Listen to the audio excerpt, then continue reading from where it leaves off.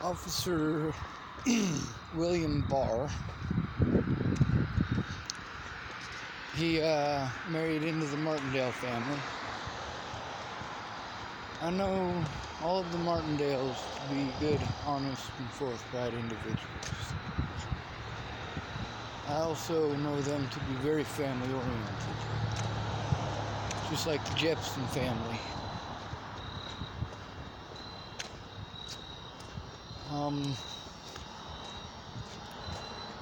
So I'll tell you a story about Will.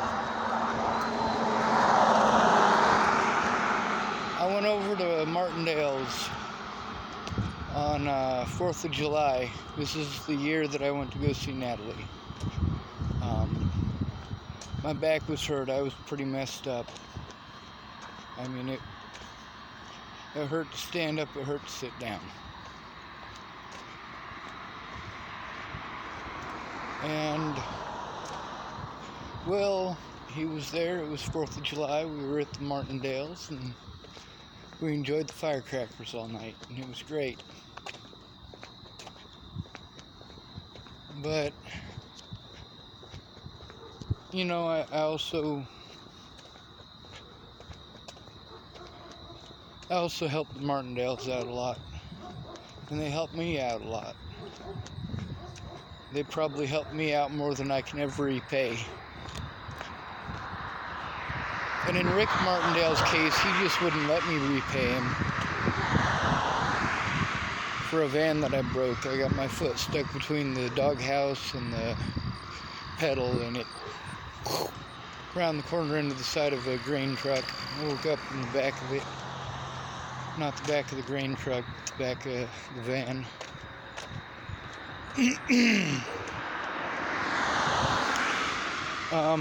In all these cases, you know, when I end up in a nuthatch, that's not the help that I need. Now, when I broke all the glass over at my mom's house, I went over to Pump and Pantry and I used the payphone. They used to have those back then, and I called 911. And Dwight Pruss and I had a pretty decent conversation. Dwight Pruss, he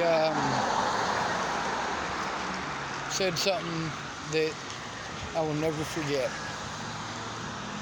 He said he quit being a cop in Colorado because he thought mental health checks were bullshit. This is while he's taking me to Scotts Bluff on a mental health check.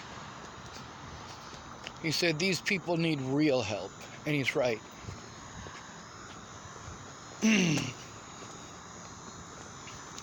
Going to a therapist, that's not going to fix your finances. It's not going to get you into housing. It's not going to get you an income. Going to a therapist takes resources, gas, wear and tear, and time. 3 things that when you're under a severe amount of pressure and stress load, I mean, it's already difficult to function.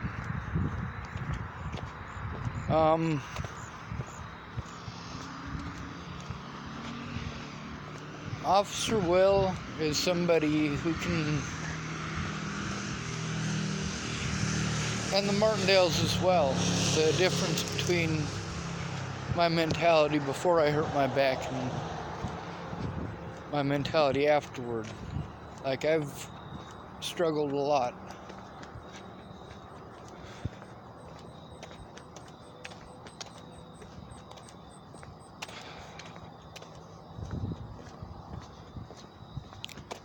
Then, there's Officer Brent Jeppson. I've known this guy since he was like 7 or 8. Chapel, Nebraska, small town. Him and his whole family know me. Every one of them. They know me and they love me for a reason. And the reason is, well, you'd have to ask them. But I love them as well. These are just good people, okay? These are people who Well, they have my favorite place on planet Earth is Jeppson's garage, if that says anything.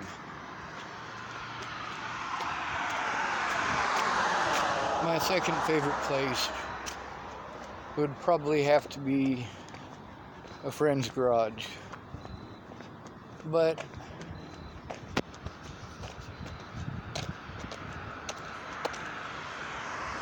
Brent Jeppson, he said he really couldn't do anything other than a character reference.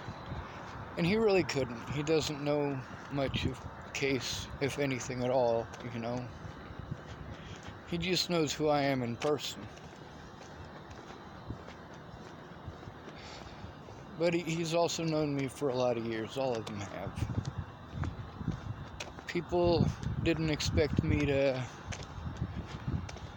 freak out like I did, but here's the thing. I told the officers what it is that triggers me, so that they could get effective communication out of me by not doing those things. And they intentionally triggered me. And that's not okay. They triggered my panic attacks repeatedly and intentionally, and it's something that's not okay. Now, Brent Jeppson never did that to me. Barr never did that to me. These are both good men that I know in person. Then there's Abel Ramos. He's not in Nebraska. He's in Colorado. And he's sick right now. Those of you who believe in prayer, go ahead and do that.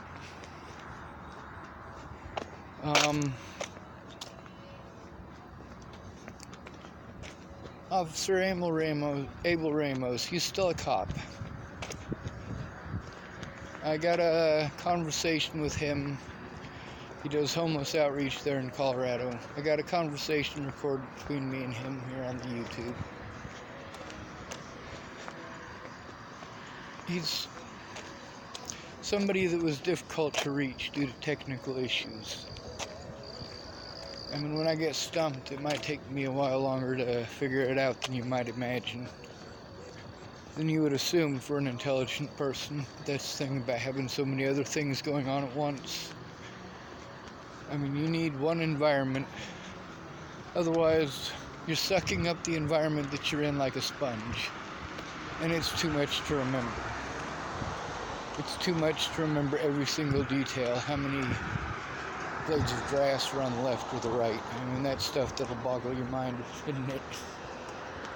But that's not stuff that I think about when I'm stressing out. The stuff that I'm thinking about are all the stressors in my life. The obstacles and hurdles that I have to overcome and the resources required.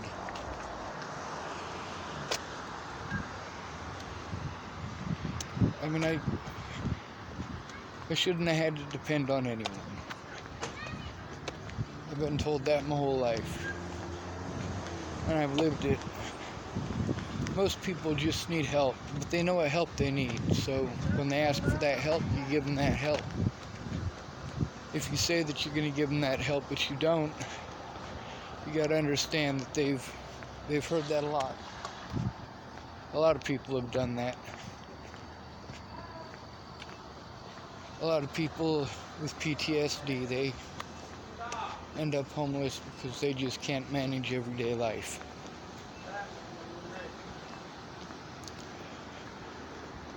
I saved lives for a lot of years. I should be educating people. I should be educating them on all the terrible things that people do to each other and why. I should be educating the police. I should be educating people on drug abuse. I should be educating people on sexual abuse and sexual predators. And also the other types of predators. That's something that y'all aren't getting, is that every week when I was growing up, while we're in these places, whether it be group homes or foster homes or whatever, you're going through sex ed class at a very young age, by the way, and you're learning all of these things that I talk about in those classes. You learn about what to do when there's a bully. You learn about how to keep yourself safe. You learn about what to do if approached. For me, I always like to keep a buffer between me and whoever it is that I'm trying to help. Like, you meet in public, and that way there's more of a safety network for both parties.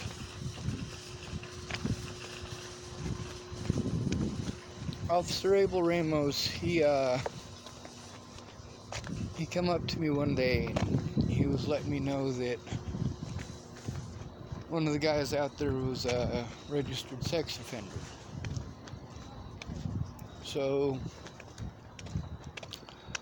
I went and I got a feller by the name of Zach Boatman, who was schizophrenic.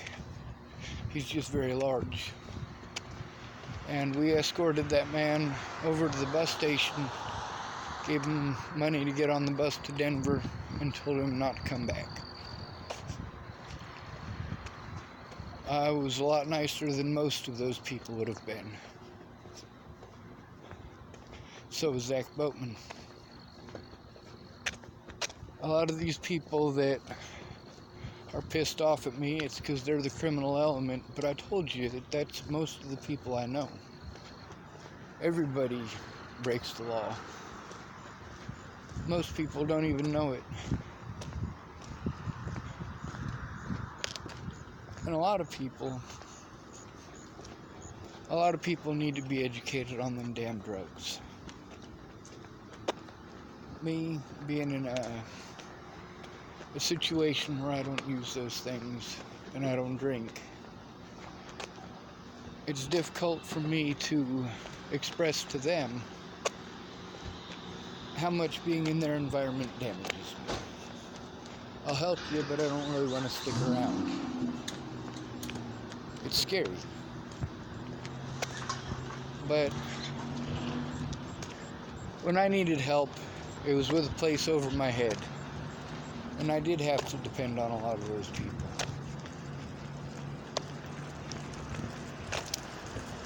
When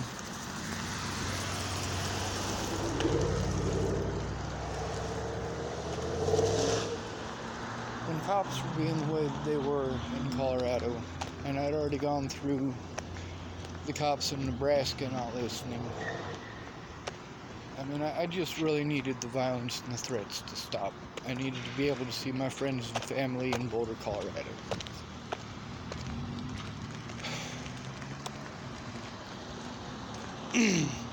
But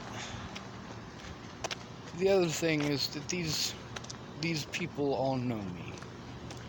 The Martindales know me. Ramos knows me. Brent knows me. And Dwight Pruss, he knows me too. They know how I get when I'm scared. You back me into a corner and I am scared. If I am scared, then I am going to be defensive. If I am defensive, it's because of past experiences, because I am a reasonable man.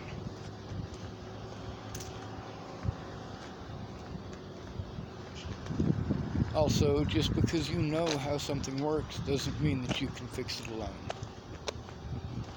Just because you know how something works doesn't mean that you have the ability to fix it if it's broken. For me, the problems that I spent my life trying to solve, it all comes from when I was a kid.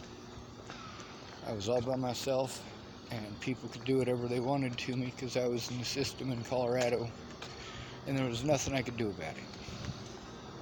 So I always imagined running away and living with Peter Pan and the Lost Boys.